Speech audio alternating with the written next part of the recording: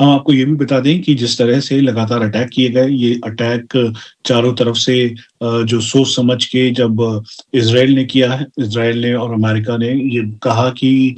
ख़ास तौर पे जो यूरेनियम है या फिर उसके अलावा जो बाकी और न्यूक्लियर कैपेबल ईरान है और साथ में ईरान जो है वो बैलिस्टिक मिसाइल का मिसयूज़ कर सकता है और इसी वजह से इनके बीच बातचीत होनी चाहिए। पिछले दिनों जो बातचीत हुई थी उसमें इस बात का ध्यान रखा गया था कि ओमान ने मध्यस्थता की थी अमेरिका और उसके बीच में और मध्यस्थता करने के दौरान जब अमेरिका और ओमान ने जब मध्यस्थता की अमेरिका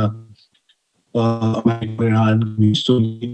उसके बाद फिर इज़राइल ने अटैक किया। इज़राइल को ये लगा कि ये आने वाले दिनों में ये अब यूरेनियम हो या फिर न्यूक्लियर कैपेबिलिटी हो उसके हिसाब से और साथ में बैलिस्टिक मिसाइल का मिसयूज़ करते हुए इज़राइल या को ये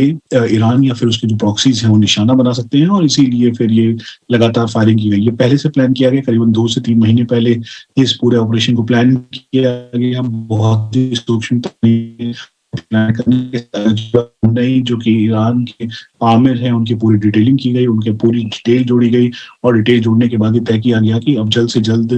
जो उनका जो ठिकाना है जहाँ पर वो हैं, वहाँ पर अटैक किया जाए। तो ये एक बड़ी खबर है जो लगातार 1-2 नहीं बल्कि 30 के लगभग रॉकेट और मिसाइल्स फायर किए और फायर करने के बाद पूरी तरह से इस कॉम्प्लेक्स था ऐसा अमेरिका और इज़राइल का कहना है कि वहाँ पर वो थे और फिर उसके बाद उनको पूरी तरीके से जो सुप्रीम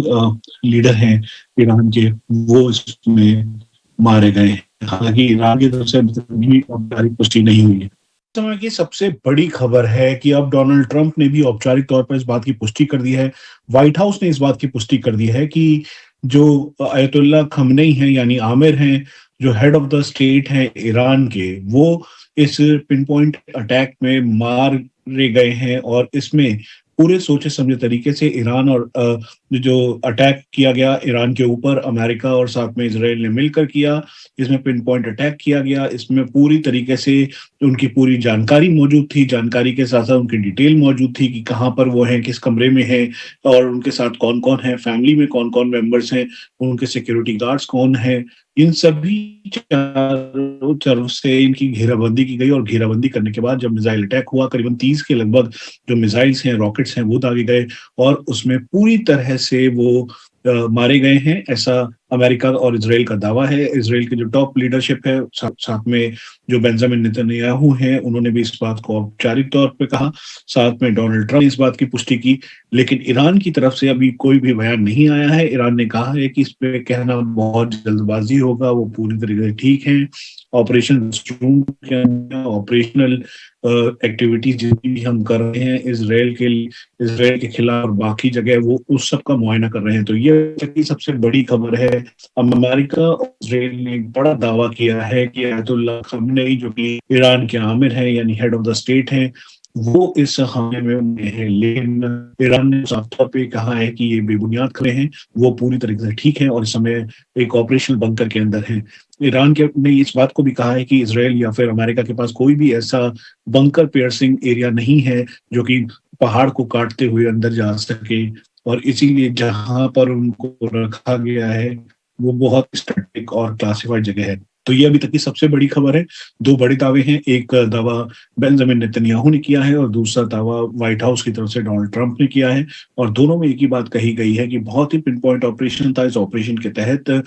जो आमिर हैं यानी अयतुल्ला खamenei उनके बारे में पूरी जानकारी थी, उनकी डिटेल्स थी, उनको डिटेल लेने के बाद उनको पूरी तरीके से लॉक किया गया, ज़ीरो इन किया गया और फिर उसके बाद कई 1-2 नहीं बल्कि 30 के लगभग मिसाइल्स दागी गई जिसमें पूरी तरीके से जिस जगह पे वो थे वो क्षतिग्रस्त हुआ, वो मलबे में तब्दील हो गया और उसी में उनकी मौत हुई है। तो ये एक बड़ी खबर है। अगर ऐसा सच है, अगर ऐसा औपचारिक